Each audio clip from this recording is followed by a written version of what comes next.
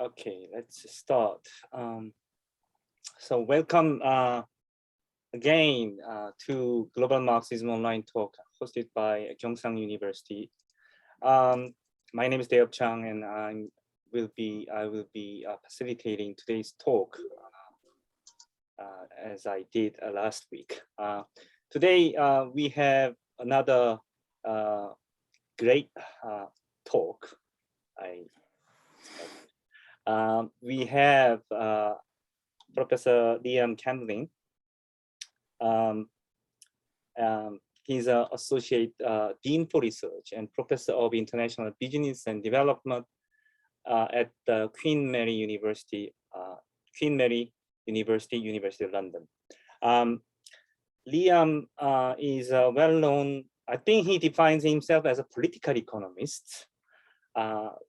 But in a wider sense, I think he's not traditional kind of political economist, but he deals with many diverse issues regarding international development, industrialization, and international trade, and so on. His research interest is on global value chains, natural resource industries, the political economy of international trade, and fisheries in particular.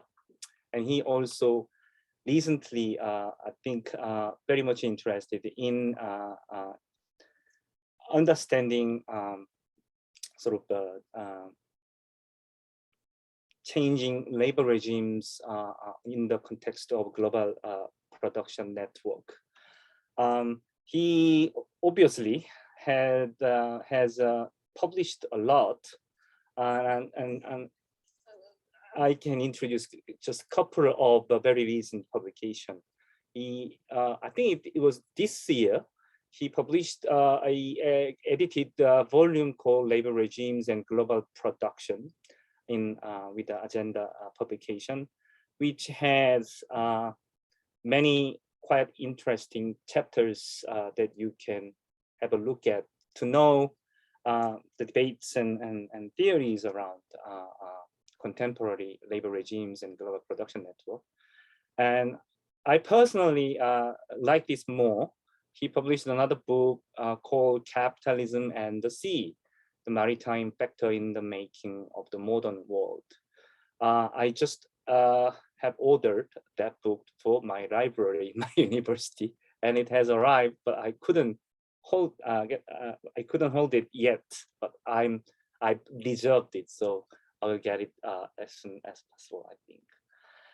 And in these books, I think you will have a better idea after Liam's talk today.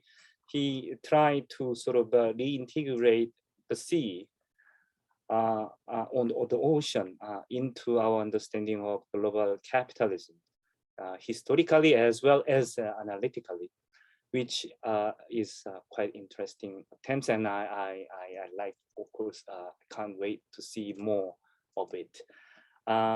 So we have Liam here, and my apology, it's been postponed. It was supposed to be happening a few weeks ago, but Liam had a family emergency, so we had to reschedule this. And at least we finally have his talk today, which I really think lucky. So today's talk, titled Pelagic Imperialism in the 21st Century, East Asia and the Political Economy, Marine Fisheries, by and I give you Liam Campling. Liam, it's all yours. You have about, I think, 45 to 50 minutes, and then followed by questions and discussions. Liam.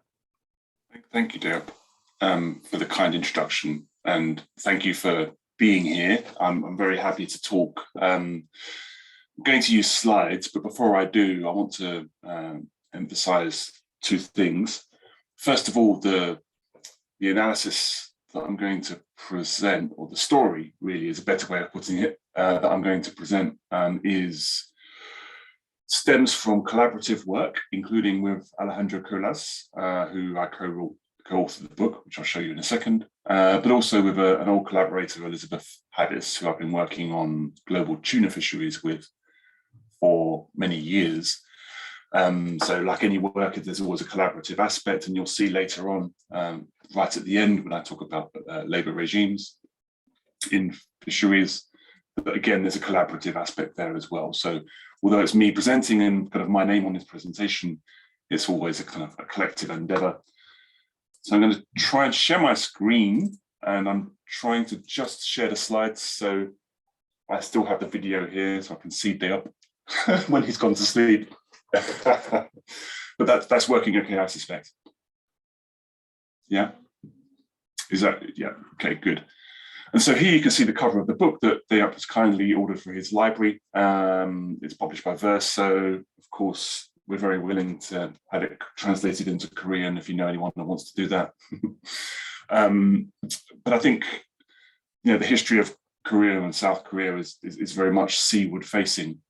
And so the story of this book, and I think has some resonance for the historical sociology of Korean capitalism. But one of the major cases in the book actually is Japan. And so just to show this painting, just to show where it came from, Frankfurt by Mary Iverson, so that her intellectual property is asserted. But just to talk about the outline. So pelagic imperialism is not my idea, and you'll see that in a minute. But I kind of lifted it and adapted it slightly, and I'll explain what I mean by it. I'll talk then very briefly in quite a descriptive sense about commodity frontiers, but then I'll talk about Japan, and really this part of the analysis comes from the book, Japan's Pelagic Imperialism.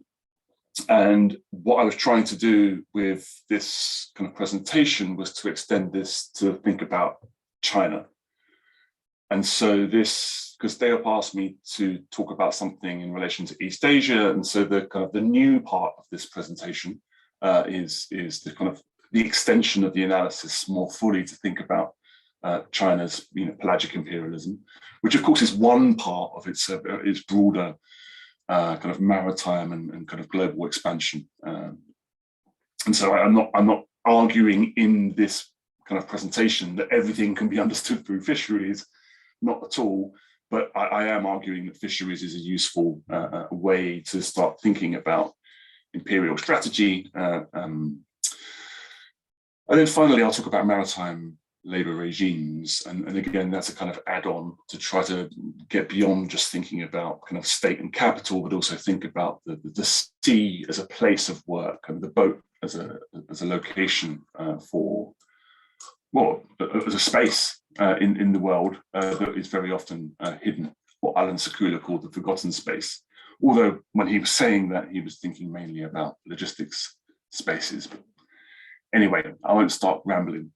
So first of all, what is pelagic imperialism? Well, I thought it would be useful just to have a quick factoid that I just found from one of the many NGOs that work on this area, just to make the point that if you look at global marine capture, it's, you know, the old imperial powers plus Taiwan and South Korea, or the old empires that dominate global capture of fish, which is, you know, in a way surprising, given that it's a kind of primary commodity. You know, it's the last hunted commodity.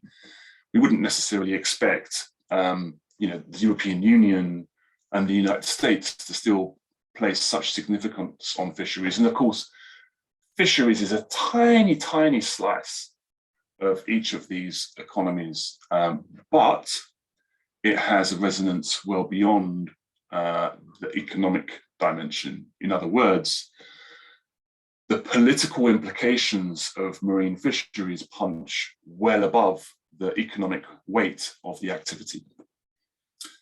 And so pelagic imperialism is an idea that I developed from a guy called Michael Tutsi, who wrote a great chapter in a book on the environmental history of Japan, on the Pelagic Empire. And the way I've kind of adapted this is to think about pelagic imperialism as a deliberate strategy by powerful states to directly or indirectly provide economic and geopolitical support to fishing capital to expand into distant waters. In other words, in waters beyond the kind of the immediate coastal zone. And the definition of what is a nation's waters changes over time, and I'll come back to that, both in terms of the law, but also contested waters. And of course, in the context of China and the South China Sea, that's a hot topic. So what pelagic imperialism is something more than fish and fishing. So it's a process of kind of commercial maritime expansion. So if we look at Japan's expansion, but similarly China's, the fisheries kind of activities were almost like the advanced party of empire. But the fishing boats kind of went first. Scientific surveys, kind of research surveys first, and then the fishing boats, experimental fishing followed, and then kind of more kind of rooted a presence was felt. Now you can apply this both to Japan, but also to China and Spain and others, and the United States actually in the Pacific. But anyway, I won't go into all of that, but I'm going to focus on Japan and China. Did you just lose my screen share? Yeah. Okay. And so another kind of key dimension for Japan and China, but also places like Francoist Spain and the United States again, for certain regions of the United States, is fisheries as an industrial strategy. And this is of course about raw material for food, but also for processing, for exports, and the kind of ancillary industries like boat building. And I'll come back to that. So the maritime economy as a whole, which is very often underestimated, I think, in our calculations of capitalist development. And that's very much what the book with Alex Colas is about. And then fisheries relations are also an important diplomatic tool, like the tentacles of an octopus kind of reaching out across the planet. So Taiwan historically has used its fisheries relations to establish a diplomatic kind of relationships with states, and then China has kind of contested that with the One China policy, and countries have switched. And those countries that have switched have very often been tied in through fisheries relations and overseas development assistance. And I'll come back to that. Now, what happened and what changed significantly with the mid-1970s was the emergence of the exclusive economic zone as a customary part of customary international law. And I'll come back to that. But then what it throws up in thinking about access to fish is this kind of constant struggle between the capture of rent from the profit or from the surplus value produced by fishing, and in other words, taking a slice of the profit from fishing capital. And this is often very geopolitical as well, and I'll come back to that. So I'll explain that in a more fuller sense in a minute. So just to kind of give a little bit of context, I'm going to use tuna as a kind of case study to illustrate the expansion of commodity frontiers. And Jason Moore has this kind of what he calls commodity frontier theory, and I think it's very useful for helping to trace both the commodity, what he calls the commodity widening strategies, or extensive extraction in natural resource industries, and you can apply this to all kinds of natural resource industries. And then once the initial high ecological surplus has been reached, think of surface mining, or think of fish stocks that are long-living species that have been extracted, and then over time that high ecological surplus has been wasted or gone, and so the kind of super profits available are gone, and the only way then to try and chase that profit is to invest in commodity deepening strategies, so much more intensive extraction. So think kind of ever deeper oil wells or whatever it might be, or in this case, industrial fishing, and I'll come back to that. So just to look at the kind of the tuna story, just to look at the extensification of skipjack catches. So before I get into this anymore, it's worth noting straight away the imperial,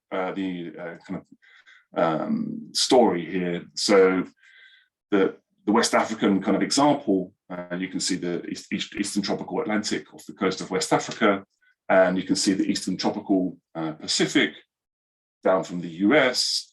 In each of these cases, this was dominated by the US in one side for the Pacific, and the EU, Spanish, and especially the French for West Africa. And so there's a strong colonial kind of post-colonial history to this, which I'm not going to talk about in these other contexts, but it's very much there as well, as it is with Japan.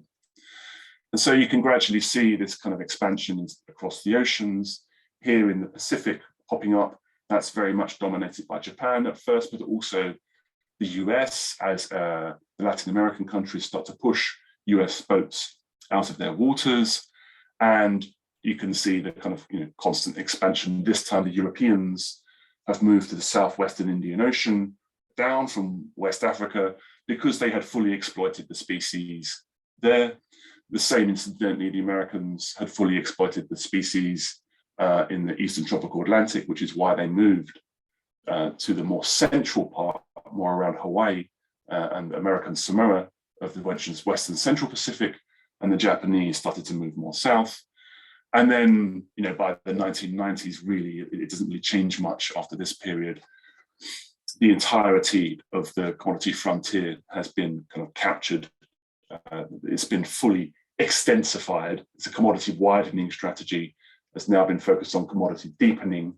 And by that, by commodity deepening, one can think, for example, of the shift from technologies that are very labor intensive, individuals with a pole, through to what's called a pole and line vessels, through to a purse seiner, which is a kilometer in diameter across that net, and it can catch an entire shoal of fish in one go. And so ever bigger boats, this kind of drive to accumulate through the appropriation of nature, requires ever bigger loans, which requires ever greater extraction of fish. And so you can see the logic of fishing harder, faster, further through the logic of accumulation. And just to talk briefly about the different species, I mean, this talk is not about tuna, although I could talk about tuna forever if you wanted me to. But you can see the yellowfin here. That's a species that is used both in sashimi, but also canned tuna. And you can see it's kind of been stagnant since, on a global scale. This is since around the late 90s, and it really hasn't kind of recovered. The ecological surplus I was mentioning earlier ended some time ago. Big eye, which is mainly used for sashimi, bluefin is a well-known story of destruction. But what's worth thinking about very briefly here is the different biologies of these species. So on the one hand, bluefin, they have very long lives. They can be over 2 meters. They're majestic creatures that traverse the oceans, but they only reproduce for a very short period in the year. Whereas skipjack are quite small, and they can be big, but they reproduce constantly, and they reach sexual maturity after only a year and a half. Whereas for bluefin, I think off the top of my head, I think it's 8 years. And so the biology and the population characteristics of the species that we're hunting is crucial to understanding the accumulation strategies.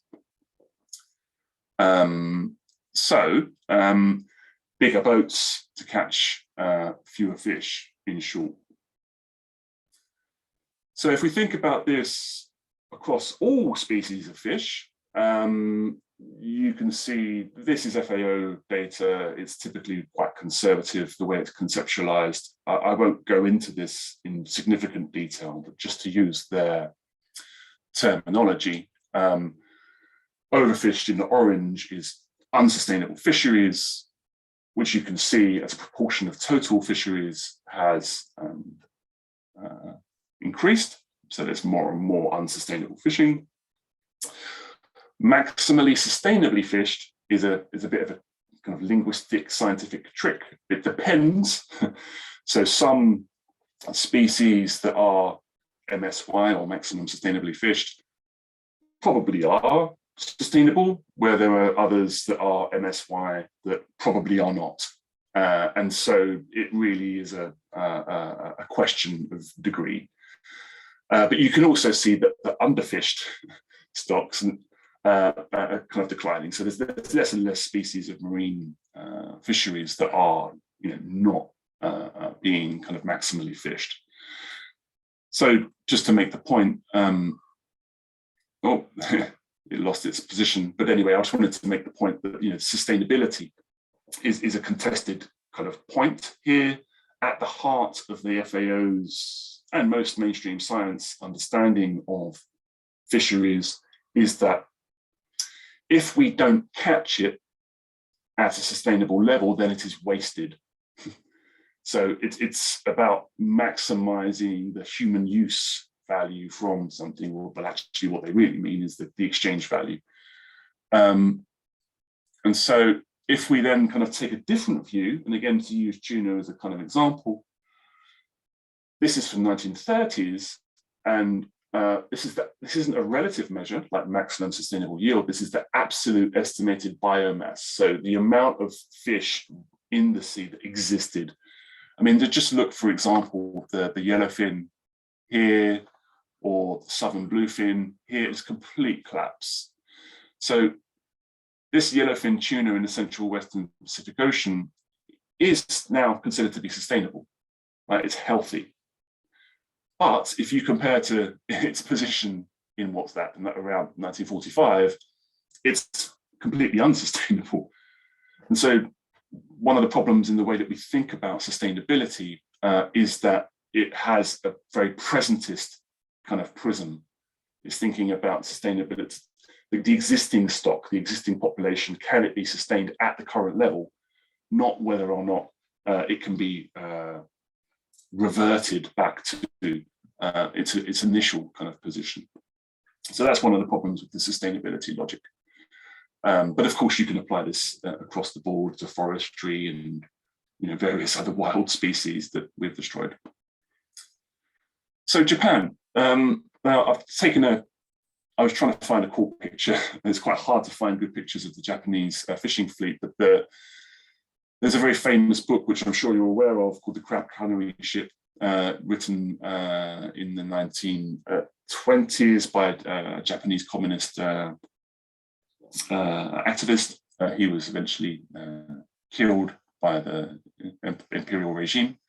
But he wrote this great book about the crab cannery ship, which I've read in English, and I'm sure you've all heard of. It was #1 in Japan for some years ago for a long period of time. And so if we start thinking about Japan's pelagic imperialism, we really need to take it to the Meiji kind of era. And what Japan was actively trying to do was to expand its industrial capacity, and one of the ways it did this was through the marine economy, and fisheries was one aspect of that, of course, boat building, but also, as I'm sure you're aware, was maritime logistics and Japanese kind of liners, the liner system, which was the only country to ever really compete with the kind of the Western Europeans, which I won't go into here, but it's in the Capitalism and Sea book. What was kind of really striking about the Japanese case is that it was a huge success story. It was exporting seafood around the world. By 1915, it was a kind of a leading exporter of the species that are listed here. It was using, again, research trips, research vessels, kind of surveying the oceans, both for imperial planning of future military strategies, but also for thinking about fisheries. And this was driven in part by an imperial strategy, in the military sense, but also because of overfishing in Japan's coastal waters. So in all cases, a major driver of pelagic imperialism has been the overexploitation of fish in that country's waters first. So that's the case for the Americans, for the Spanish, for the French, and for the Japanese, and we'll see also the case for China. And then so what the Japanese capital, in concert, very much in concert with the state, did was then expand to the north. 20,000 Japanese fishers were regularly fishing off the Russian island of Sakhalin. Factory ships were going directly to the coast in the 1920s of Soviet waters, extracting salmon, canning it for export.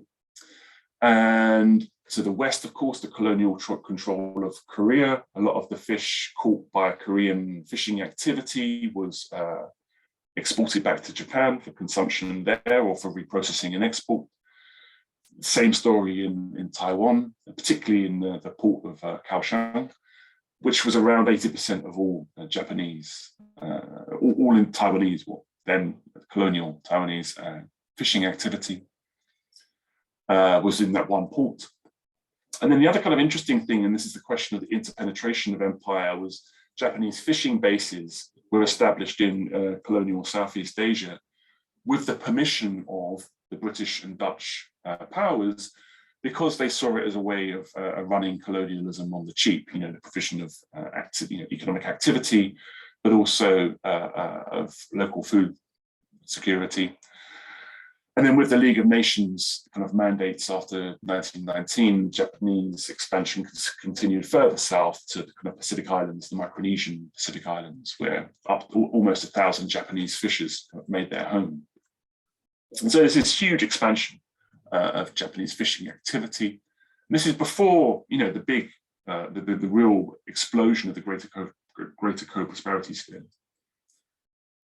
So by 1936, and this is why Japan is an important case, it was by far the dominant global fishing nation, catching 3.6 million tons of a global total of 17 million. Note here that Korea was third largest, but of course it was a Japanese colony.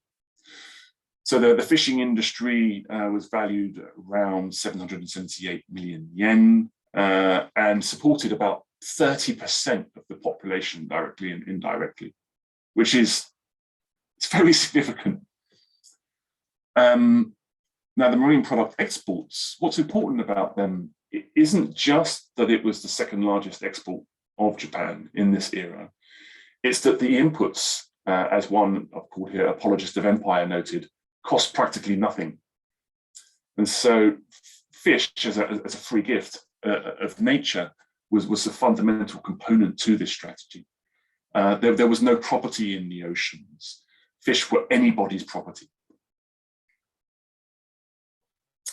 And so kind of fast forwarding, I'm cutting out the war here, and I'm just fast forwarding to the immediate post-war period. You had the MacArthur line, which I'm not going to go into, but in short, Japan's post-World War II reconstruction was extremely diverse, as everyone knows, but one of the major pillars was the marine economy. Part of that, again, just like the kind of Meiji strategy, the imperial strategy, was shipping. Another part was fisheries, both for food security kind of arguments, which is the dominant justificatory logic, but also for exports. However, from the mid-70s, it's been in decline.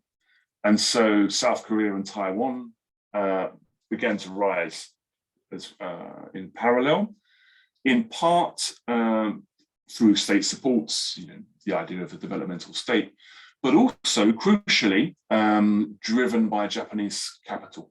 So the big Japanese trading companies actively expanded the capacity, industrial capacity of fishing in South Korea and Taiwan because of Japanese fishing controls, and they wanted to divert, bypass those controls.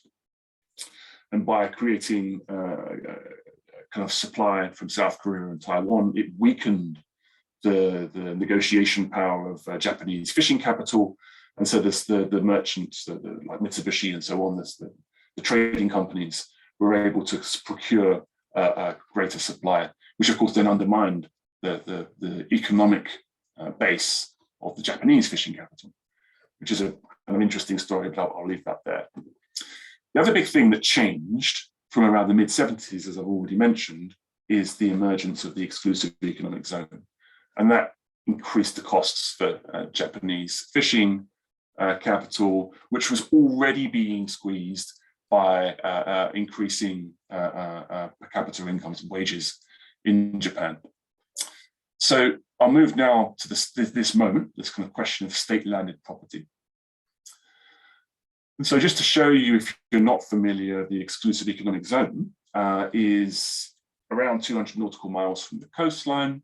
And I'll come back to this picture later on, but just as a snapshot, you can see the very large extent of Japan's exclusive economic zone. This incredibly highly contested area here, which I'll come back to in a moment. Now,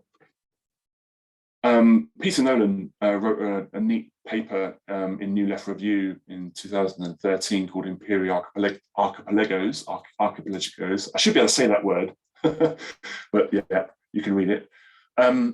And in short, if you think about what happened with this settlement with the UN Law of the Sea in 1982, which was customary law by the mid-70s.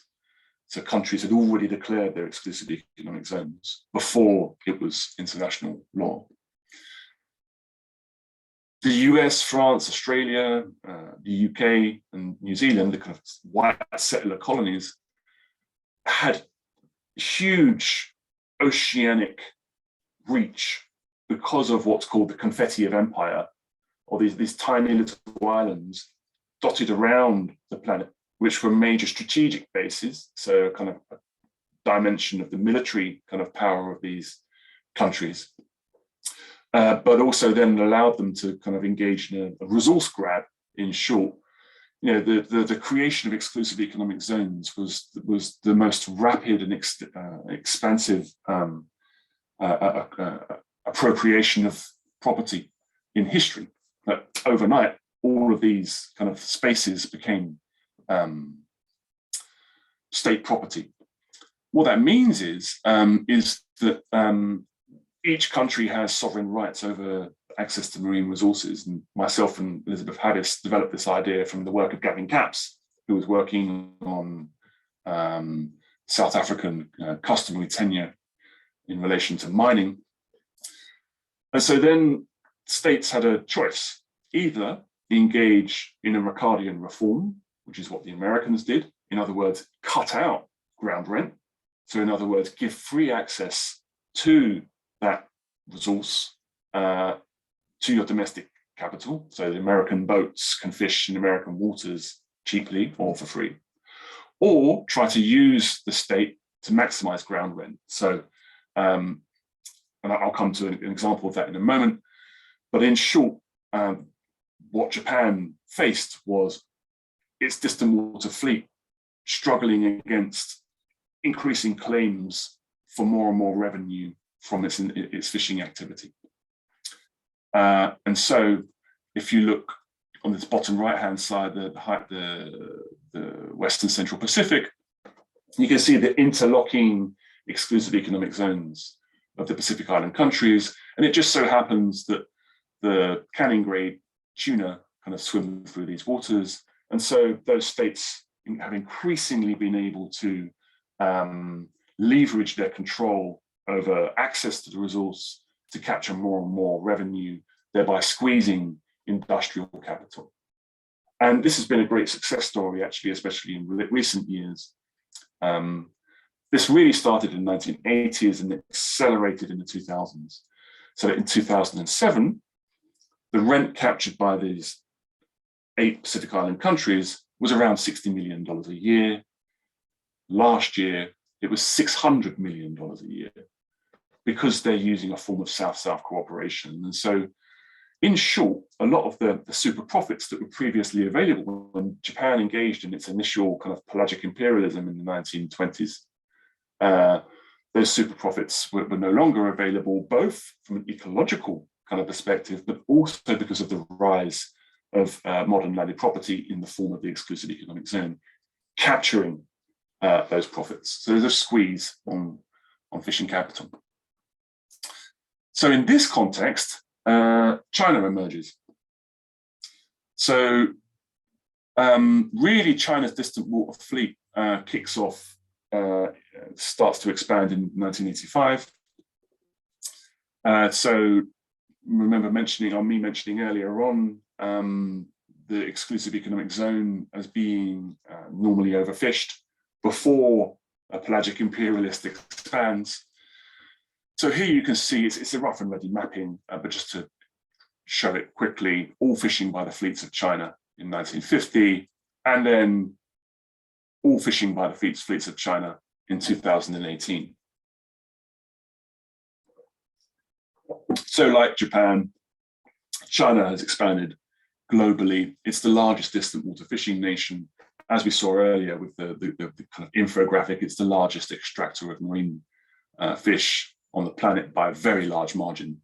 It's the most important distant water fishing. I think it's 15% of all global marine capture is by China. The next highest is Peru, and it's something like 5%.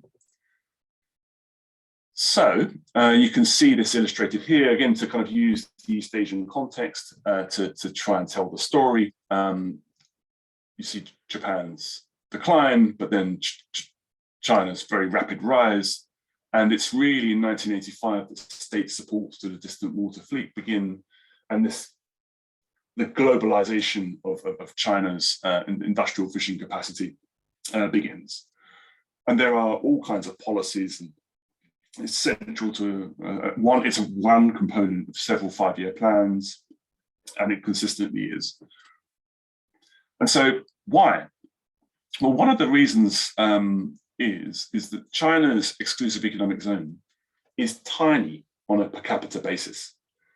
So China's justification for its distant water fleet is that it did very badly out of the settlement that was the UN law of the sea, because it didn't have a significant number of overseas territories, the confetti of empire. And so as a result, it has a very, well, on a per capita basis, tiny marine resource. Now, of course, this is playing out now in the various contested oceanic spaces in the South China Sea and elsewhere. And one of the ways that it's trying to deal with this on a pragmatic basis is engaging in reciprocal access arrangements with other East Asian countries, or in the case of Taiwan, territories. And these kind of zones that you can see mapped out here are areas where there are fishing activities, where these 3 East Asian players have come to some kind of consensus for sharing data and sharing access to a fish, so a kind of reciprocal access arrangements. And so this is a busy space, right? So China has tried to reach compromises with Japan and Taiwan here, but the much more successful strategy has been to expand on a global scale. And notice the patterns here. Look at South America, and you can see there's very, very low density fishing activity. And this is next to the coast, and this is because this is the exclusive economic zone. It's fishing around countries' exclusive economic zones in some cases. And in other cases, if you look at the Western Central Pacific, very high density. It's fishing within the exclusive economic zones. And that's because it has non-reciprocal access arrangements with those states. Now, how does it do that? Well, it pays fees in a kind of straight commercial relationship. but it also has strong geopolitical, diplomatic kind of ties to certain countries.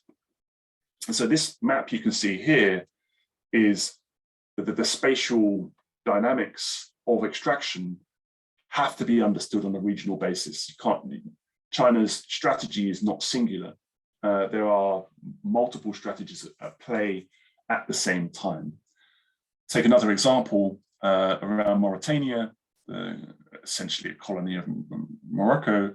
The Chinese fleet is extremely active, and it has a quite different strategy there than it does with the Pacific Islands and so on. And we won't go into the detail, but just the main point is that it's not a monolithic approach. And one of the strategies is to use local flags. And so China, like Taiwan, it basically kind of mimics the Taiwanese strategy of entering into a partnership with a local fishing state, so Ghana or Mauritania, or Côte d'Ivoire, or Fiji. They are all countries that have extensive economic zones. And in the case of Fiji, has strong relations with other fisheries, other countries in the region. And so it uses the flag of convenience, as a way to gain access to the resource. So it's what I call a second generation access strategy. You're not paying cash to access, you're domesticating. Now, in contrast with Panama, which is a kind of classic flag of convenience, that's just a way for Chinese capital, to avoid China's regulation. Now, this is all being reformed right now as a new Fisheries Act this year or last year in China, which is trying to control this more. But some people see these Chinese firms as engaging in a kind of Wild West strategy. Now, what's driving all of this? Well, of course, the fishing capital itself, but the fishing capital is deeply integrated into other aspects of the pelagic or the maritime kind of accumulation strategy in China. Now, of course, employment is one of the dimensions. Huge factories processing fish. For example, one of the silly stories is salmon grown in aquaculture in Norway is then shipped frozen to China, where it's then processed into fillets to be then sent back to the EU. I mean, it's a kind of classic story. But there's also, as part of the fundamental accumulation dynamics of the Chinese economy, there's a real estate dimension to this, as there is to almost everything in the Chinese economy.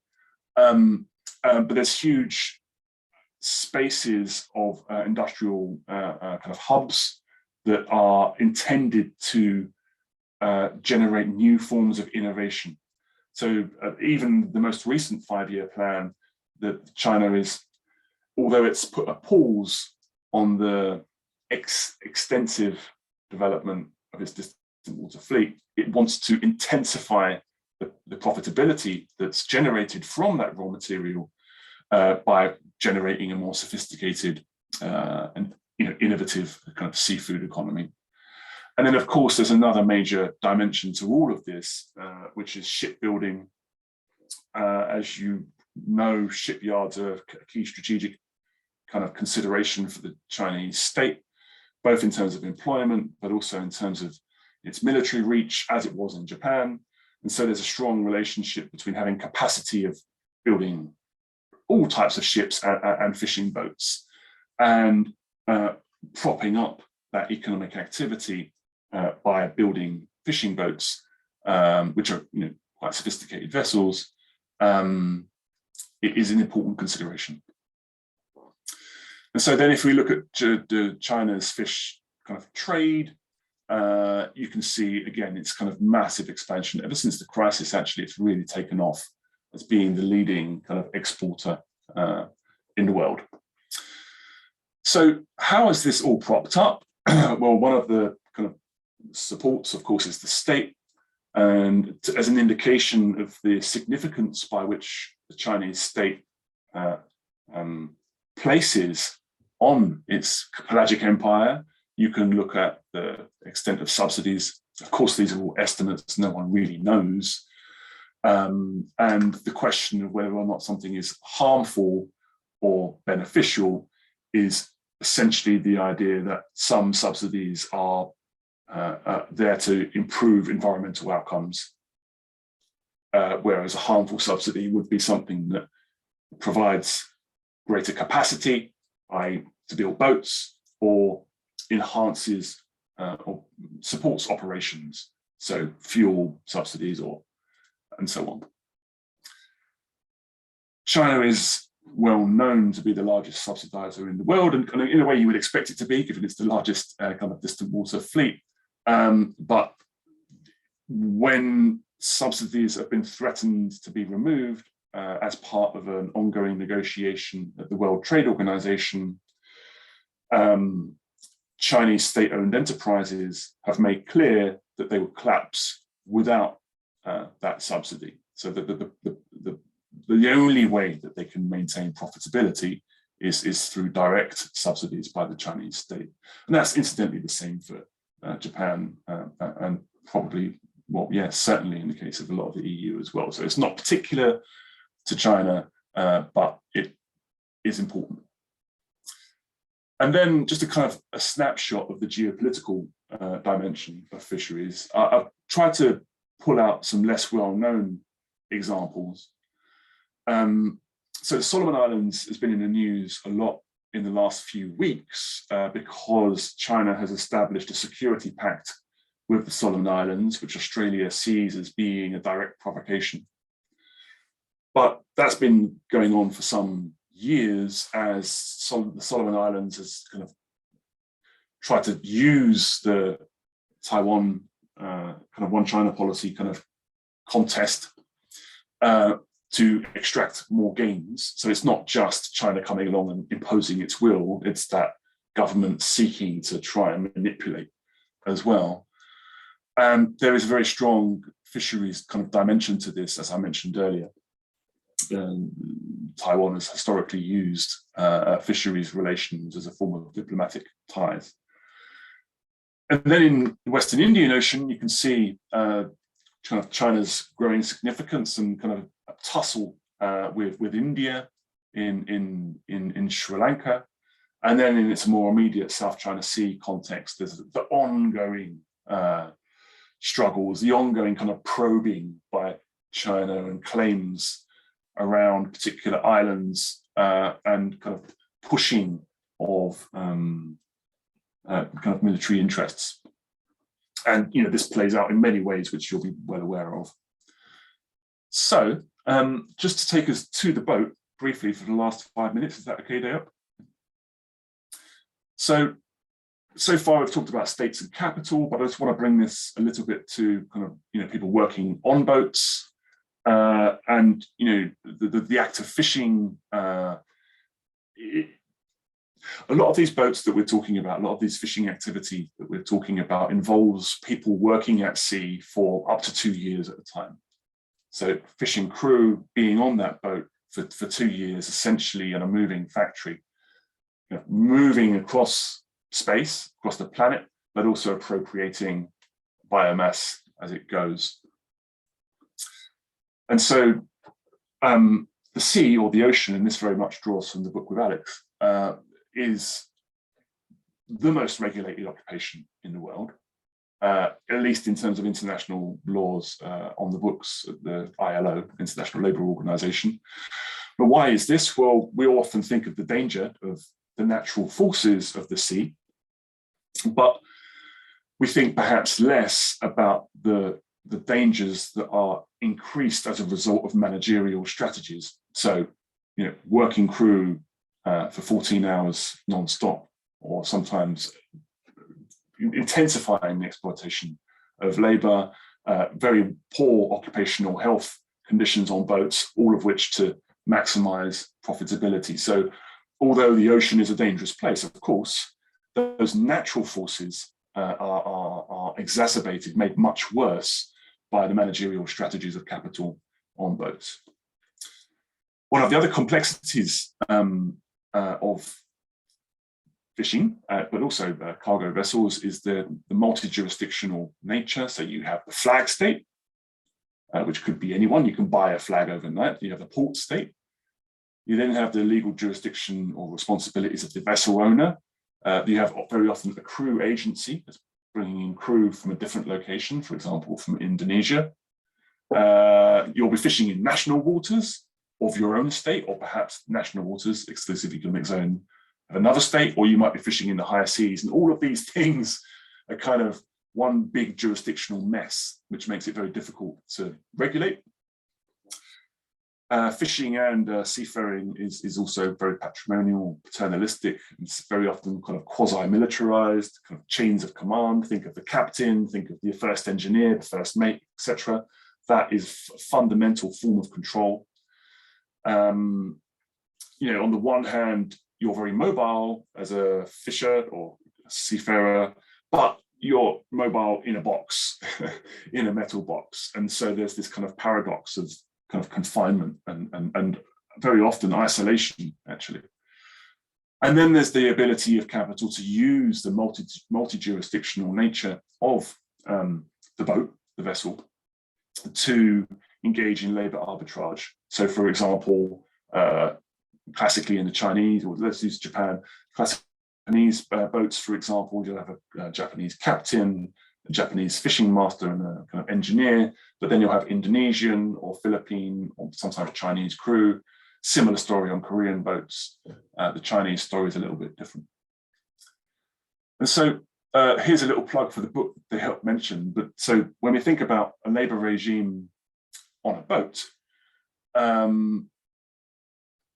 what it does is that it thinks about exploitation, the labor process, but not the labor process alone. It's also thinking about the fact that that boat is operating across multiple jurisdictions, and those jurisdictions interplay to shape the labor process. And of course, the labor process then shapes jurisdictions, or it can do.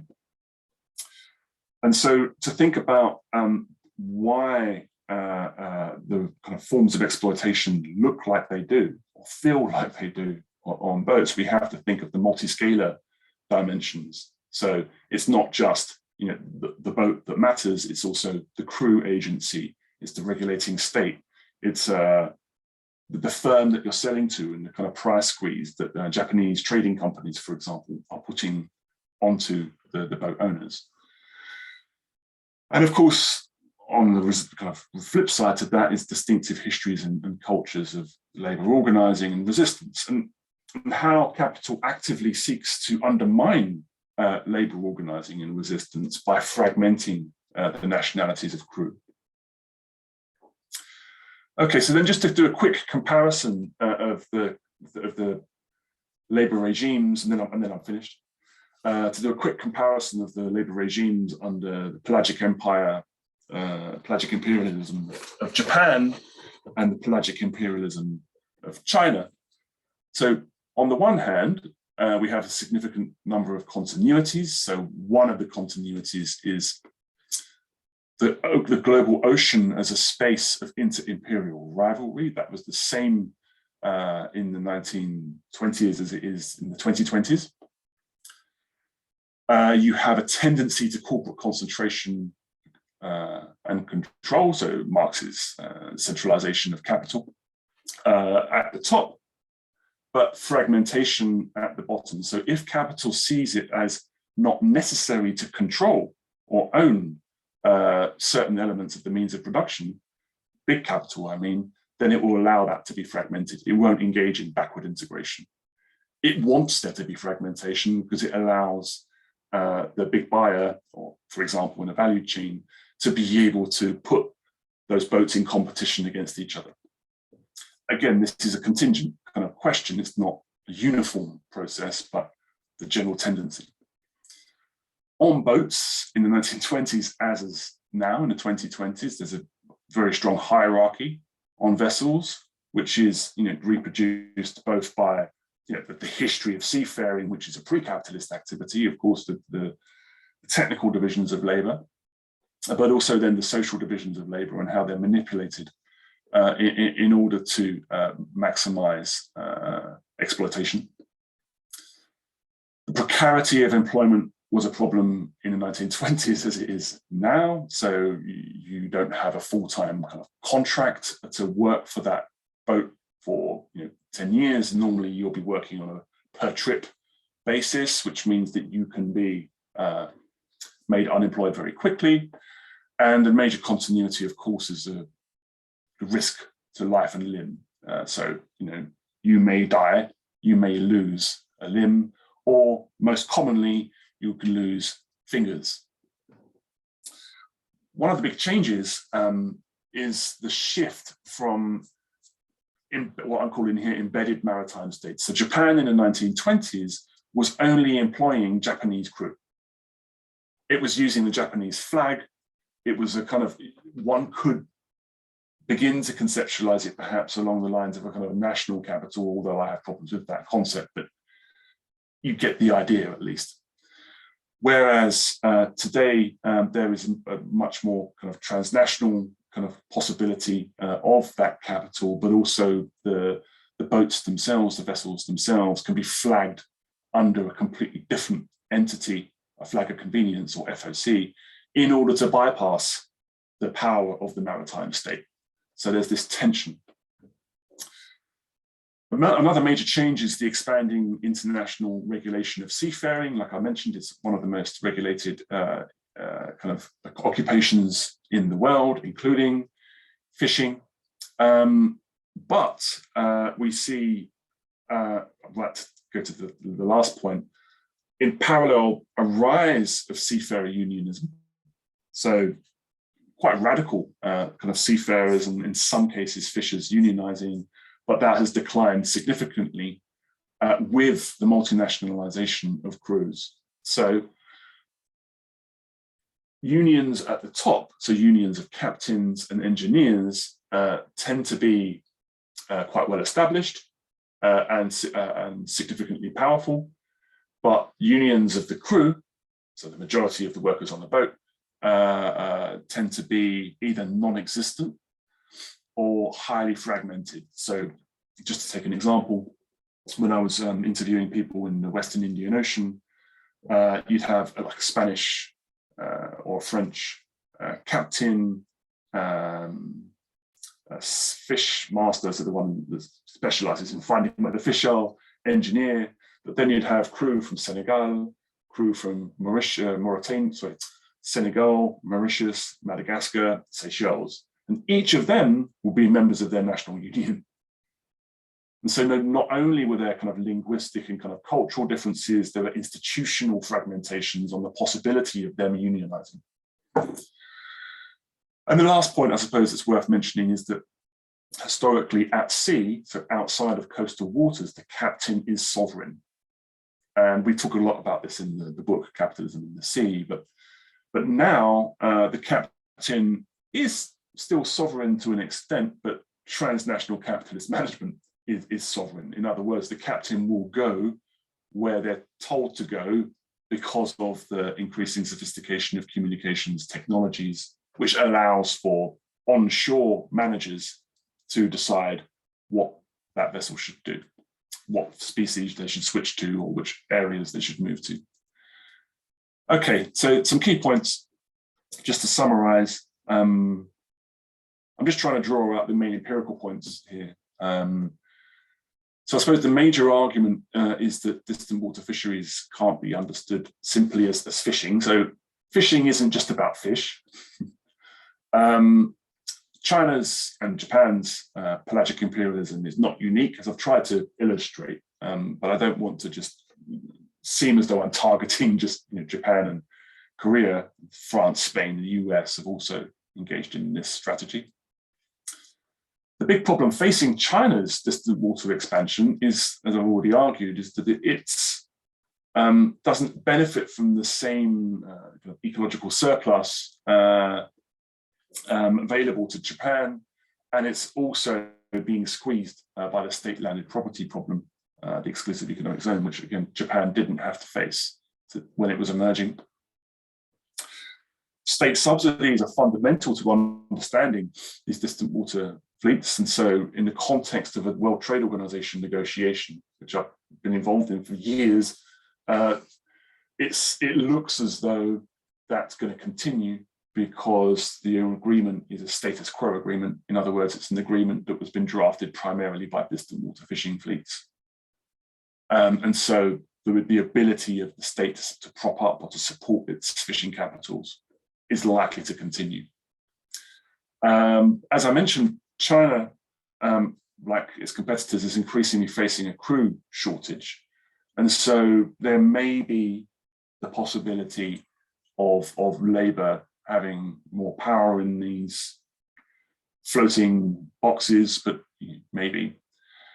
But ultimately, I think the fundamental contradiction is that the fundamental contradictions of these fisheries will undermine them. So they're undermining the very basis by which they exist. So the environmental conditions for their survival. But at what point will that happen? At what socio-ecological cost?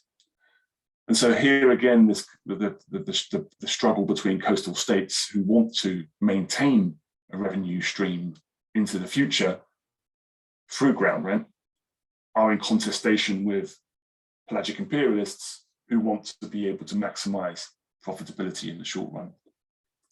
I'll stop there. Sorry if I went over the time.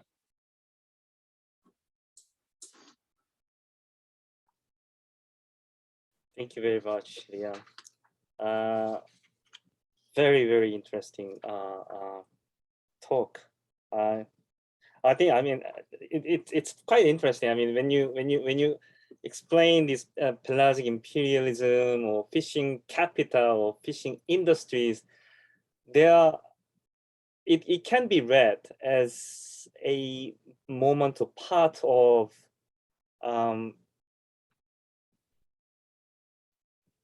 capital in general, or industries, manufacturing, finance, altogether. But also there are very sort of distinctive parts that we can't find a parallel in the usual industries that we are talking about. So sometimes it appears as a kind of window to capitalist development in general, but sometimes it gives us quite unique features that at least I have never actually thought of. It's a very, very interesting in that sense. And you draw a very interesting question, interesting conclusion. Fishing is not just about fishing, right? Adam Hanie, last week, Adam also drew the conclusion, oil is not just about oil. So I think we have kind of similar conclusions in 2 weeks in a row, which is very interesting. I'm pretty sure other participants also felt it was quite interesting, and probably lots of questions and points to make. And particularly, I think, I mean, we can also ask Liam about all those curious things about these international fisheries and fishing industries and fishing capital, as well as the features of pelagic imperialism. So I think, yeah, let's ask some questions. And if you have any point to make or want to raise a point for discussion, it's time to do that. Please.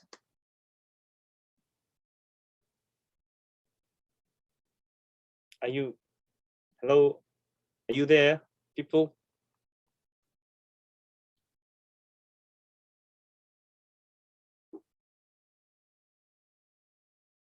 Hi, Minji. You are muted.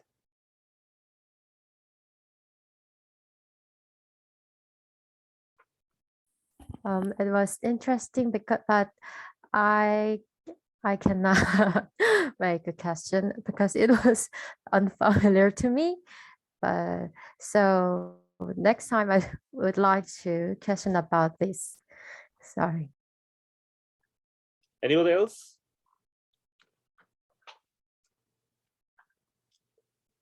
Well, then I can sort of start smoothly with the soft questions, and probably people will catch up later. I have quite a number of questions actually. I mean, I basically, Liam, I just want to know a little bit more about the way in which fishing capital or fishing industries are operating in comparison to manufacturing or financial sector. I mean, I found that the way in which the fishing industry, fishing capital, deals with competition and crisis is quite similar to productive capitals dealing with these problems, right? Using local flags, for example. It sounds more like to me a kind of establishing joint venture. Well, and pelagic sort of expansion or extensive expansion sounds more like a foreign direct investment to me. So there are quite a bit of similarity, but there must be unique features in the way in the way in which fishing capital deals with competition and over investments or over capacity problems. That would be my first sort of curiosity. And second light question is that you talked about subsidies, right? There have been quite a lot of debates about agricultural subsidies, right? In free trade negotiations and in WTO as well. And I wonder, and then you saw us, and still large countries are paying quite a bit of subsidies to fishing industry, and I wonder how it was allowed and how when the debates, international debates about the subsidies for the fishing industry went on in the context of the free trade negotiation.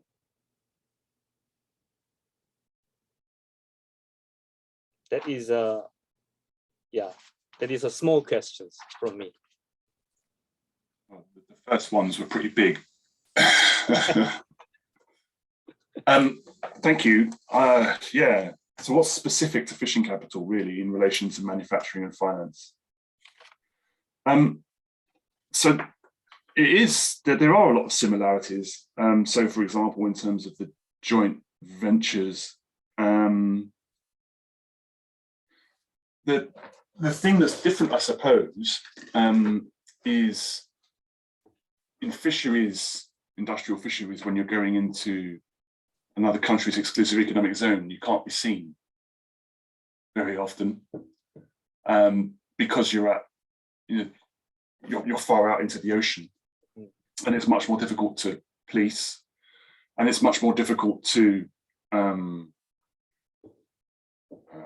regulate, therefore, but also to kind of capture benefits. So one of the logics behind a joint venture is that the host state hopes somehow that it will generate employment, that there'll be kind of spin-off benefits, ancillaries, or ancillary activities, and so on.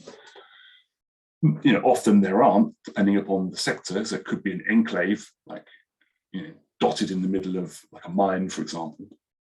But normally there would be. So that's one difference. I hadn't thought about really the extent to which pelagic expansion is just simply like foreign direct investment, because I know how you think about foreign direct investment.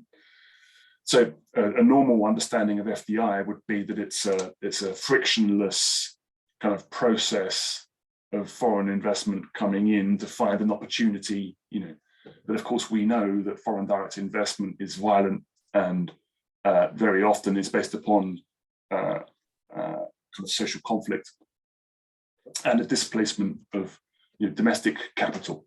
And so it's a similar story for fisheries, actually. You know, big boats coming in and undermining the ecological basis for smaller boats or local fishers to survive. A very common story in West Africa, for example. So artisanal and small scale fishers, livelihoods have been destroyed by industrial fishing coming in. You know, governments will very often justify this because they'll say, oh, we are capturing revenue and we are creating onshore, you know, fish processing factories. But, you know, in most cases, those fishers would much prefer to be living off the ocean than working in a stinky fish factory for 12 hours a day. So, you know, ultimately the dynamics are very similar. The other thing I think that you would bring in to think about foreign direct investment that I think is central to this idea of pelagic imperialism is the role of the state in both the local state and the foreign state in propping up that that relationship. And so I suppose what might be a bit different historically,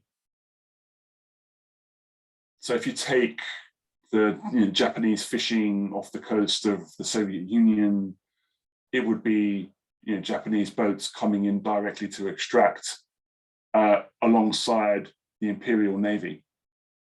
And similarly now, you have Chinese boats fishing alongside the Chinese Navy.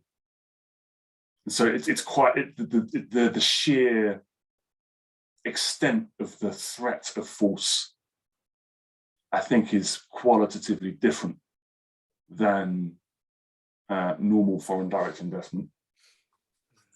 Maybe that's one thing to tease out, but I think it depends upon one's definition of FDI, foreign direct investment. And if we share that understanding that foreign direct investment is an imperialist strategy to start off with, then yeah, pelagic imperialism becomes very similar. Yeah.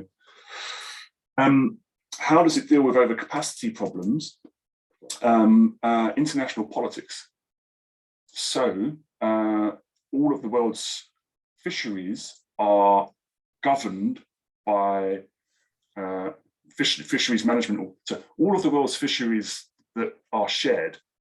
So in the East China Sea, for example, South Korea and Taiwan and Japan and China are targeting the same species, then there is an entity that is designed to share that species, right? To avoid conflict and to avoid over extraction as well, in principle.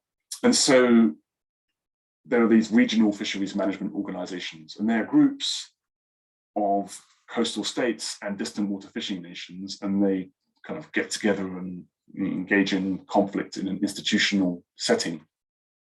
And so the overcapacity problems are supposed to be worked out there, but of course they are not. And instead, very often the science is ignored in the interests of the powerful. And so the rules are not designed to ensure the biological sustainability of the fish. The rules are designed to ensure the ongoing profitability of certain capitals. So again, not that different from anything else. But I suppose what's interesting here is this transnational dimension of fish species, which cut across both countries' borders and nobody's property, so the high seas. So it opens up this kind of quite complex interplay between national sovereignty and the grey zone of the legal grey zone, which is more difficult to understand through standard international relations theory, I guess. And then, so the fishery subsidies story, I mean, much like agriculture, fisheries has been subsidized historically because of its the vagaries of catching fish, the weather, oceanic conditions, and so on, which means that, you know, farmers, smaller farmers historically and smaller fishers historically need to be propped up when they can't fish or when they can't, you know, when they don't catch anything. Now, those subsidies have then bled through and become bigger and bigger and bigger and attracted and captured by especially big capital. So where subsidy payments in fisheries are transparent, for example, relatively transparent, for example, in the EU, we know that the vast majority of subsidies are paid to a very small number of small giant firms. And I'm pretty sure that's the same in Korea, Japan, China. And so then it becomes power play, a question of social power as to who is able to erode those. And in the context of the WTO and kind of free trade, or so-called free trade, I mean, I see the WTO as an institution of mercantilist negotiation. I don't see it as a free trade institution. I see it as a place where states get together and figure out through power relations whose capitals can continue to be supported or subsidized in some way. And then in turn, which ones can be shot down. So for example, the US promoting intellectual property rights because it has a powerful interest in the expansion of intellectual property rights. The US protecting agricultural subsidies because historically it wanted to protect its farmers against international competition, etc. And I think that's exactly how it's playing out now.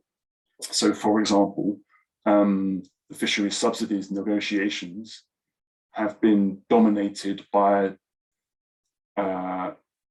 most of the Western countries, OECD countries, trying to contain China. And China saying no. And that's happened, that's what it looks like. So the geopolitical economy of that can only be understood through the power relations of China fighting its containment. Right. Owen, have a question. I have a follow-up question, but let Owen ask a question first. Hi, Owen. Please go ahead. Hi, Dae-oup. Hi, Liam. Long time no see. Nice yeah, man. Hello. Really nice to hear your talk, and as I expected, extremely interesting and kind of beyond my imagination. You know what I mean? Like it's not within my kind of. But anyway, there was a couple of things that did strike me. One thing was one thing you said about the union organization really reminded me of something, because you were talking about how the different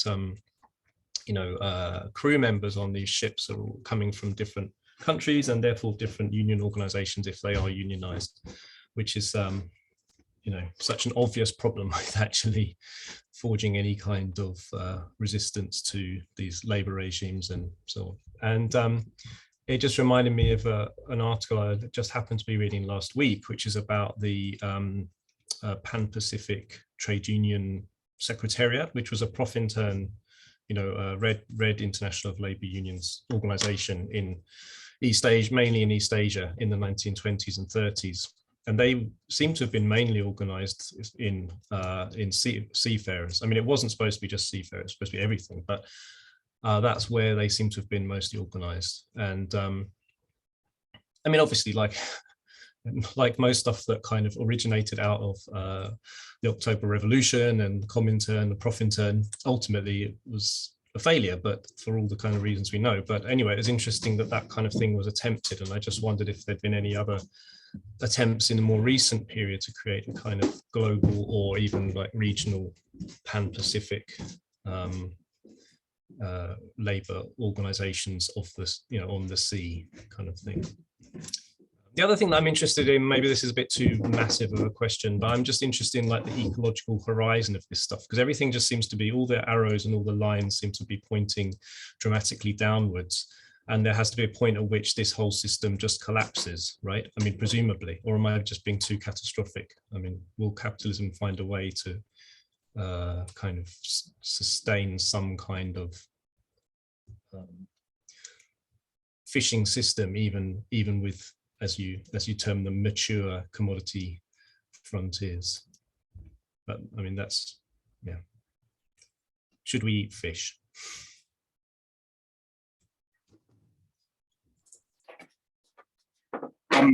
Thank you, Owen. It's nice to see you too.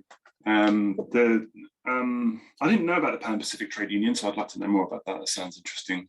I don't know of any examples of current organizing on a Pan-Pacific basis in seafaring. Definitely not in fisheries. I mean, fisheries is... So, quick two side points in relation to the International Transport Workers Federation. So when the International Transport Workers Federation was established in the 1890s, I think it was,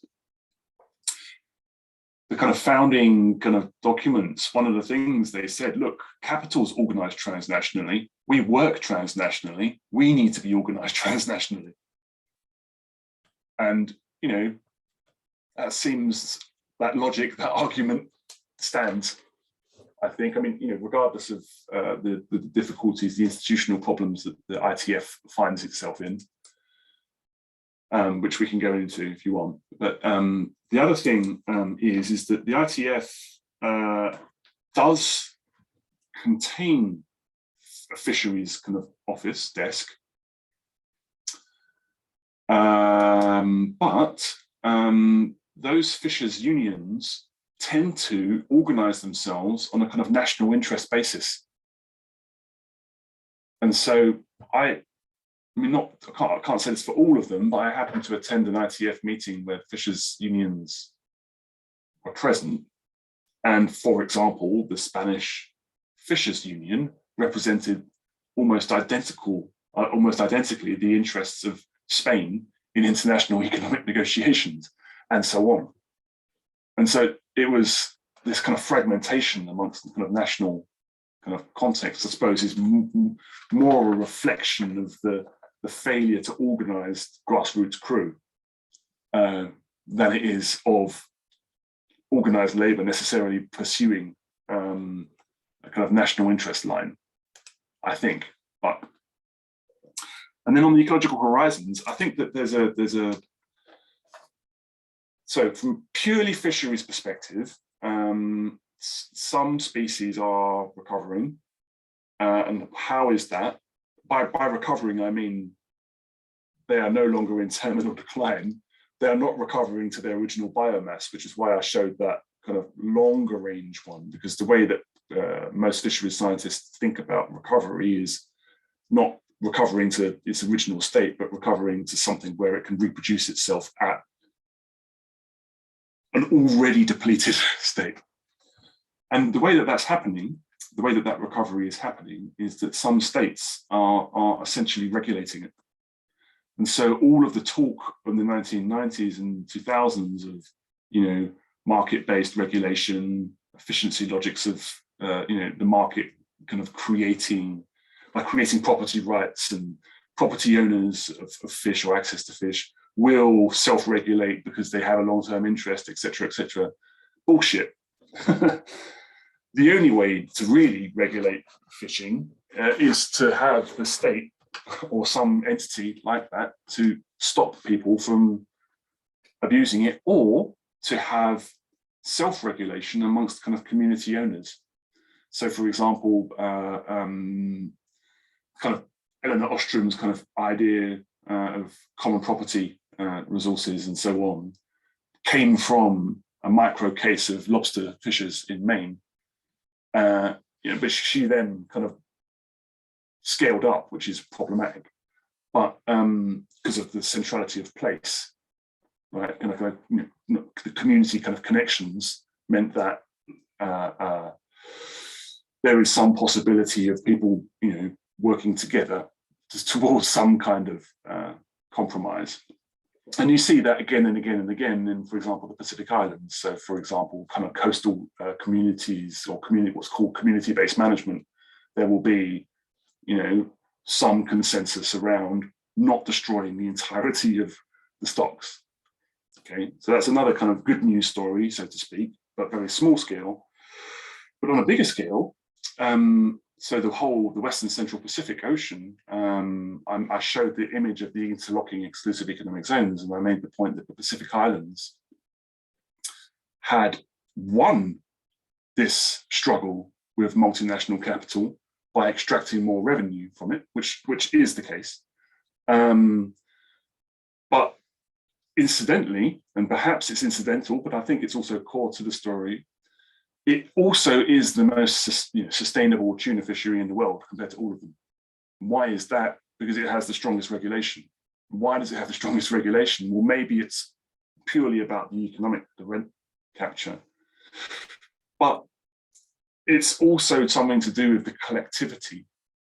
So because it's 8 countries working together, the individual kind of interests of individual countries, which are often very different, are smoothed out to an extent. So, for example, hypothetically, if there was a particularly corrupt leader in one country who was, being bought out by, China, then the other countries would hold that together, and that's kind of happened. It's maintained something like relative stability, with the outcome that those species in those waters are much more sustainable than water in anywhere else, despite the fact that it's the largest tuna fishery in the world. So, I mean, from a Marxist perspective, I don't know really what that says, but from the perspective of what's happening, it's kind of quite interesting.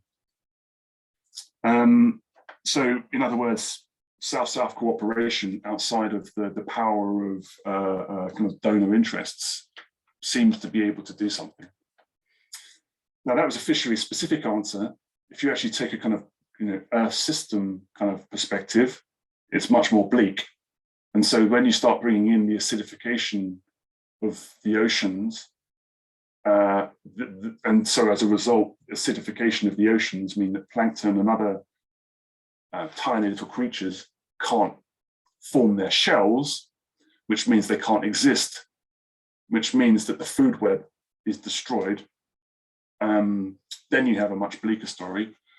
You also have a much more immediate kind of, even shorter term story, which is sea level, sea temperature rise, which means that, for example, in this case, the Pacific Islands case, tuna is moving more northwards, which means it's gradually going to move outside of the exclusive economic zones and into the higher seas, which is nobody's property, or it's regulated much more loosely. And so then you can already know what's going to happen. It's going to be extracted less sustainable.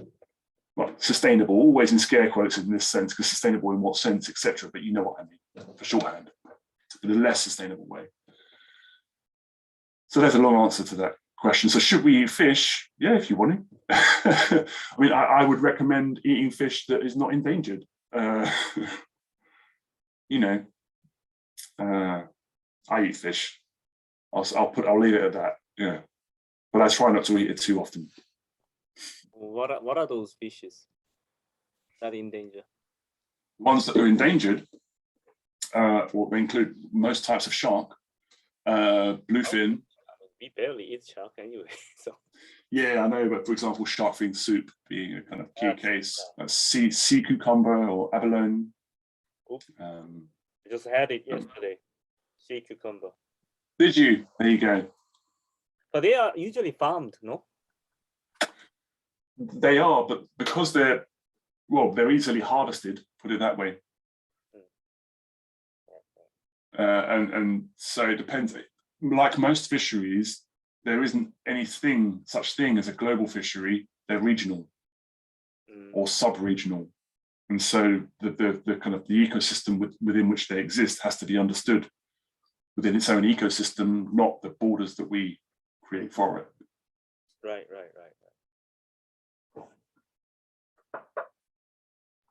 Honey, the fact that you appear, that means you have a question, right? But I saw hands from Minji first.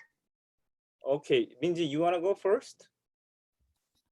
Thank you. Then I have a small question. Ocean, there's easy. Today you told us about the bluefin tuna and yellowfin tuna, etc. living. Maybe these open sea are, as you said, it's not a property of one nation or the state, and they are an only. Yes, I think this is the main point of your talk. And where in the industry of land, if they are generate the profit or rent, the state can collect some surplus value as taxes.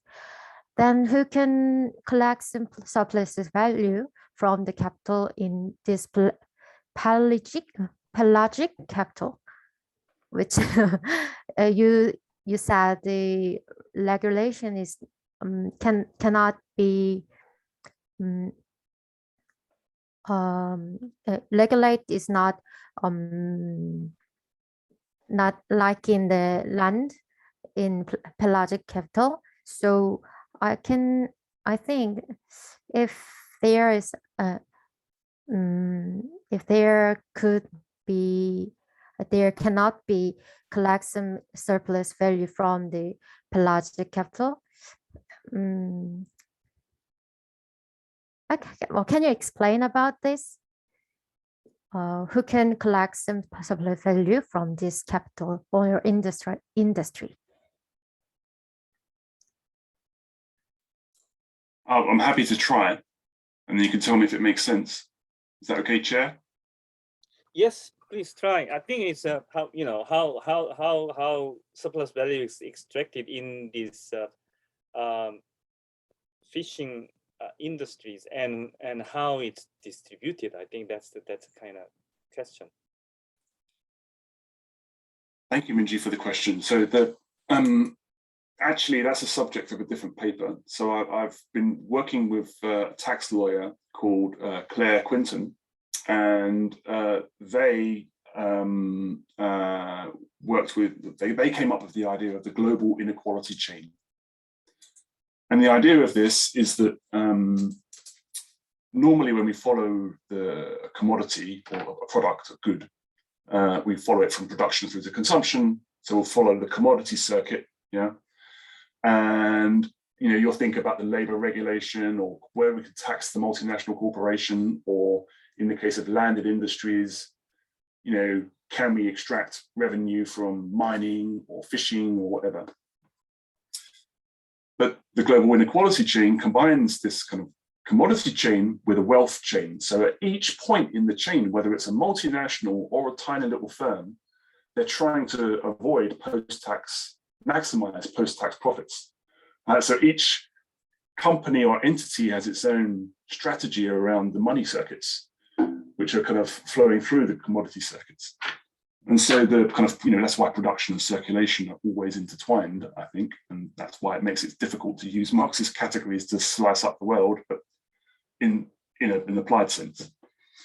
Anyway, it's a long way of starting the point, which is the exclusive economic zone is a form of state landed property, which has the capacity to capture ground rent, which I think Marx correctly theorized as a potential future production of surplus value, right? And so ground rent can then be broken down into different forms: differential rent 1, differential rent 2, and absolute rent, which I won't talk about now, but in short, at each point in that kind of extraction of revenue or rent by the state, it's a struggle. So it's not a technical outcome, which a lot of the neoclassical economists and other rent theorists will often say. It's a technical relationship. You know, opportunity cost is here, and the difference, your rent is the difference between the opportunity cost and whatever else you can get. That's the rent. It's just an abstraction to me. I think ground rent can only be understood in its empirical forms because institutions are always different everywhere, historically and spatially. So Marx argued, again, correctly, and Ben Fine and others agree, that you can't have a generalized theory of rent because you have to understand the historical conditions by which rent can be captured, okay? So it's a long way of saying ground rent is one mechanism by which the state can capture revenue from the global fishing industries.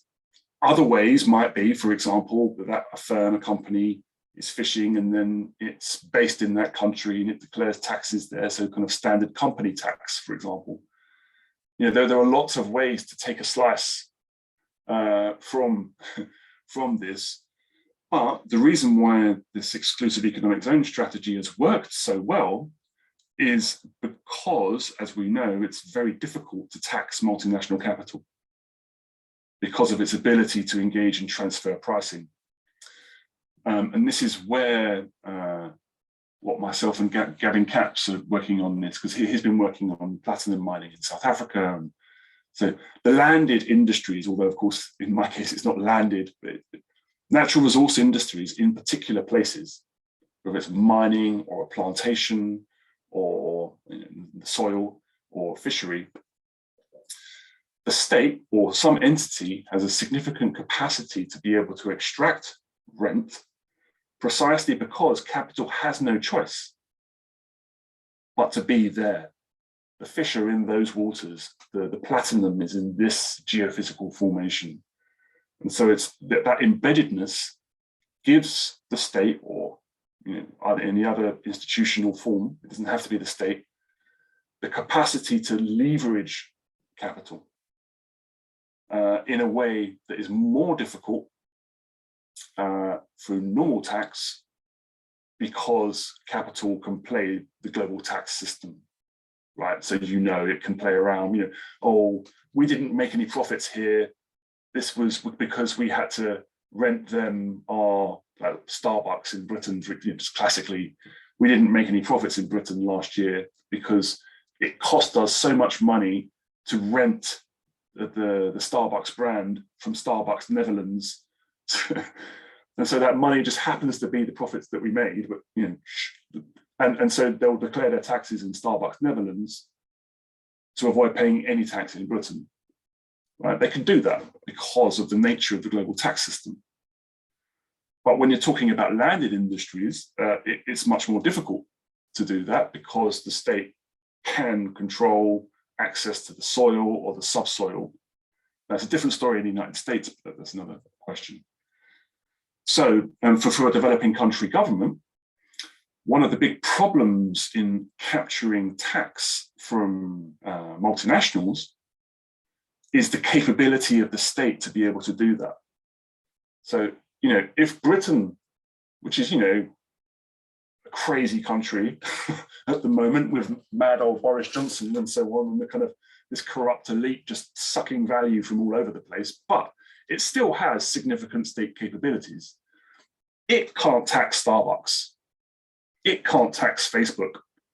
So of course, Papua state is not going to be able to do that, or other developing country states are not going to be able to do that. Whereas a landed kind of industries, as I've kind of tried to explain, it can do that. And it's much easier to regulate and monitor. And so that's why it's a potential success story. That's not quite the answer. Yeah, sorry, please. I would like to read it. Can you let me know what is the title of your paper which explained about, if it has published it? I will put it in the chat. Thank you. So there's a conceptual paper, and then there's the application to the global tuna industry. The application to the global tuna industry, I haven't published yet. But I'll send a conceptual paper. Great. Very interesting question, and Liam answered it very nicely. I was listening really hard to what you're saying, Liam. It's very educational to me. Because of course I never thought about, you know, sea as a landed property. I didn't get that idea. Probably you gave when you gave a talk in my university a long time ago. Probably I thought about that, but I totally forgot. And now it's coming again. It's very interesting. Hani, I think you have a question, right? Yes, and I just saw a question in the chat if you would like. Okay. Yeah. First of all, thank you for the great talk. It was really interesting, not only following your stories about fisheries, but also learning how you approached and analyzed. Because personally, my PhD topic is about Korea's foreign aid as an imperial expansion strategy. And one of my conclusion would be something like agriculture is not all about agriculture. So it was very beneficial and helpful for me. And my question is quite a simple one. You know, when we always come up with a concept of geopolitics, that sometimes it's not very clear to me, maybe because I didn't study enough to understand. So I was just wondering, when you mentioned geopolitics dimensions, I was wondering if you can share what were the major findings and what other major categories of an analysis when you dealt with fishery industry as geopolitical lens. Thank you.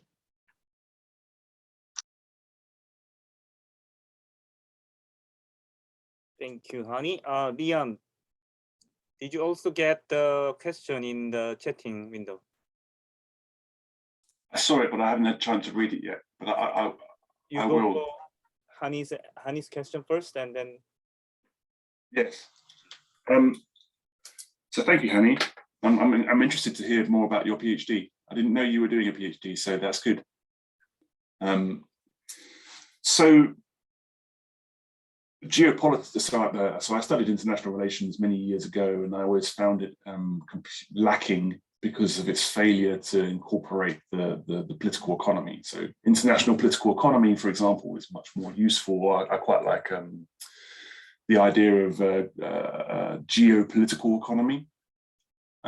What's his name? Drums of development, drums of war. It's just here. There he is. Jim Glassman. So Jim Glassman has, I think, probably one of the most convincing theorizations of geopolitics in the context of the Cold War and Southeast Asia and American power and so on.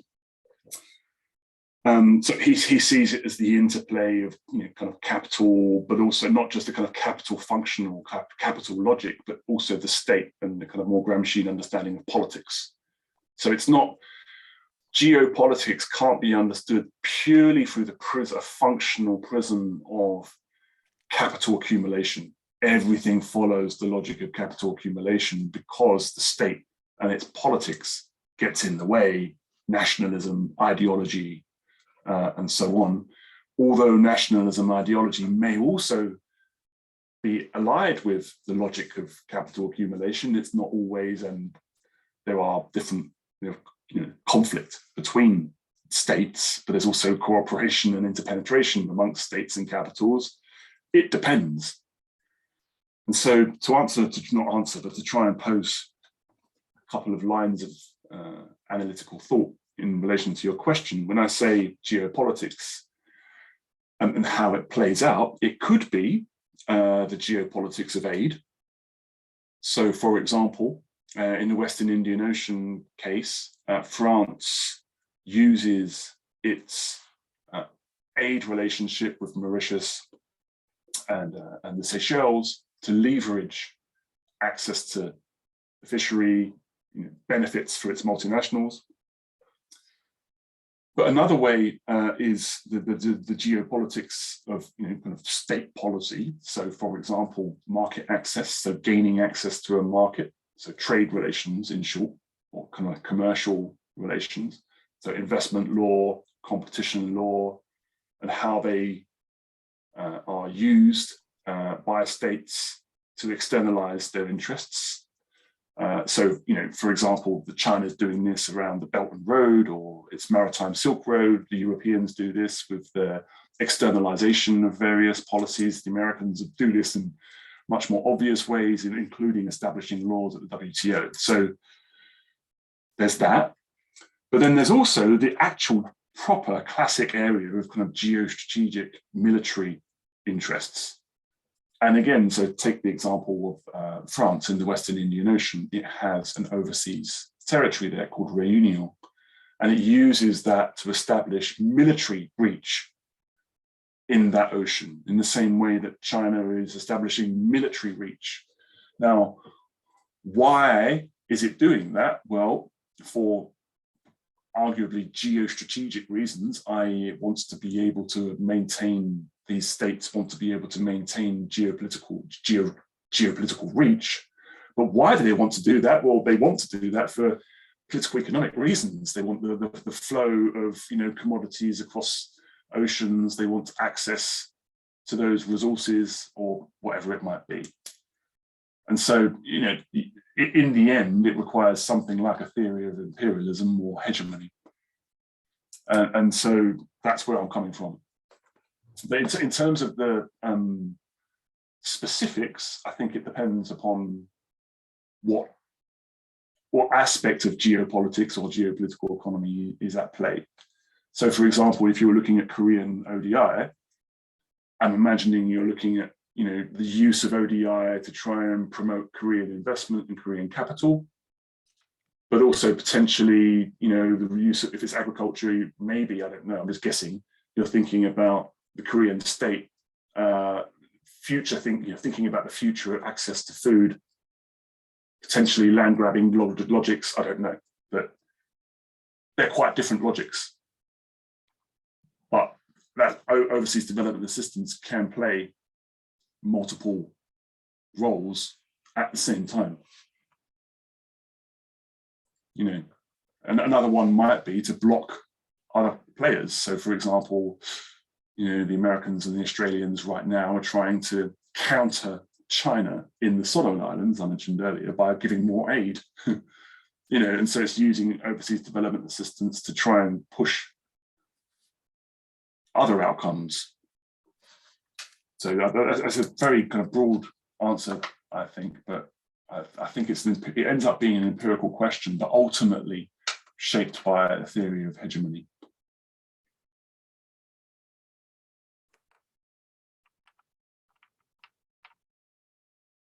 Right, Leon, there is a question about the relationship between fishing industry and shipping industry. Yeah, reading it now. Take your time, it's a long question. Yeah, it's a great question. Yeah, so there is a relationship. So, and I tried to indicate this with the case of China. So one of the ways that during the crisis, the global financial crisis, China was propping up its shipyards, which of course all orders collapsed, right? So, but China knew correctly that demand would return and people would want boats in the future. But if all of those shipyards collapse, then there won't be shipyards to build those boats, right? You lose that capacity. And so it massively subsidized shipbuilding, which created and continues to create a crisis in global shipping because of overcapacity. And it's exactly the same story in fishing. So those shipyards building container vessels, for example, or bulk vessels or oil tankers, are also manufacturing fishing vessels. So there's a kind of strong interplay. I mean, just to give an example, more recent, kind of tuna-related example from a different ocean.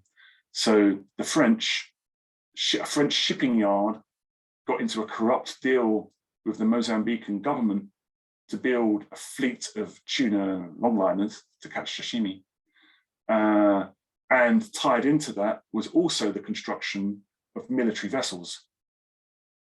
It ended up being a complete corrupt disaster, producing the biggest load of debt to face Mozambique over, in its history, and Mozambique is now in complete crisis because of this. But it all came from ultimately the French shipping yard having an interest in being propped up under the global financial crisis by this order from Mozambique for military vessels and fishing vessels, which was based upon a completely false understanding of what fish resources were available for those fish to catch in the first place.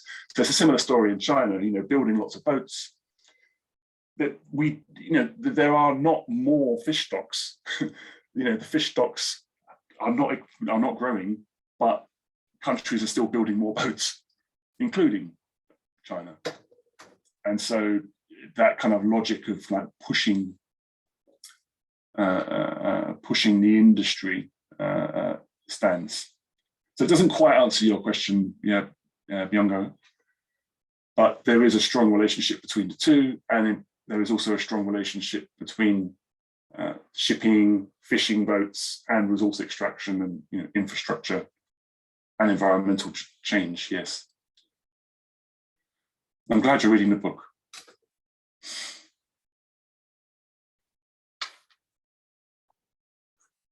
Yeah, so somebody is always reading what you write. So keep writing. Keep writing. Right, it's already 4 to 9, and usually it's a time to wrap up. I have a final question to ask. If there is no one asking any question, is there any more questions or points? Then my final question, Liam, it's more like a personal interest. I mean, recently there are some academic works that understand history of global capitalism or general history, human history, through the perspective of sea, through the perspective of the ocean. And they rather try to give us, like, if we understand human history or global capitalism from the perspective of the sea, we see quite different pictures from our understanding of history from the perspective of land. And also there are some again academic books describing sea as a space for emancipation rather than containment. So land, sort of space, contained space, versus sea as a sort of liberated space kind of perspective. When you wrote the entire book about the sea. So I think you have some opinions about these, about that. I just want to hear that from you. Yeah. That's a nice question. Thank you, Dae-oup, to finish on. So when me and Alex, just a personal note, so I work on global fisheries and Alex Colas works on piracy. And we had the idea of saying, well, what is different? This was 12 years ago, 15 years ago. We had the idea, what does the history of capitalism look like if we were to center that history on the sea, not on the land? In the way that you set out, but with one big difference. And the big difference is that from the outset, we saw the land and the sea not as a binary, but as a kind of relational dynamic. And so in that way, we try to get beyond the kind of purely kind of terrestrial centric, land centered, or the kind of the flip, more recent kind of fashionable flip side of being kind of aquacentric or, you know, sea centered, because they're intertwined and they can't be split apart. And I don't think that it's useful, for me at least, kind of historically or analytically, to split them apart. But the sea historically has been a space for possibilities that the terrestrial isn't. And so, you know, the idea of the cosmopolitan, the idea of kind of cultures coming together and melding, it's seaward facing cultures, pre-capitalism and with capitalism, have tended to be the most open or cosmopolitan or diverse, or and shown the greatest possibility for emancipatory change. But that's always on land. And so, you know, the sea as a space of emancipation, I think, is overselling it. I think it's an exaggeration. That. And so for us, in the final line, I think, if we want to kind of, you know, genuinely democratic futures, and by that I don't mean just political democracy, we mean economic democracy, we need to look seaward. and the reason why is, for example, the conversation, you know, we're having now is the outcome of breaking down and traversing the oceans. And so I hope that the book does the job of not centering the sea, but showing just how important the global ocean is to an understanding of the unfolding of capitalism. That's what we try to do, at least. All right. Thank you. Thank you very much, Liam.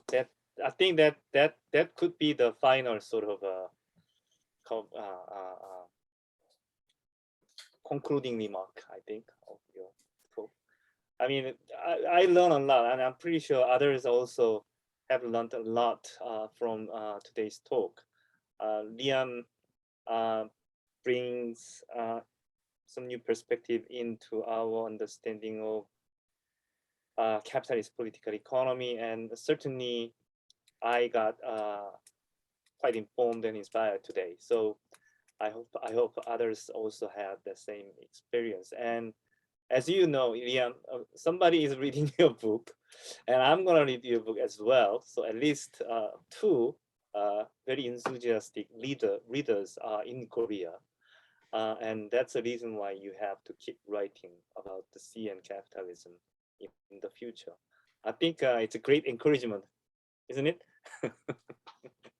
Yeah, thank you. And I really appreciate you all taking the time to listen and to talk and to engage. And also, of course, for putting up with my English. And, you know, I'm always impressed. I'm a monolingual individual. I'm desperately trying to learn French, and I'm a disaster. So I'm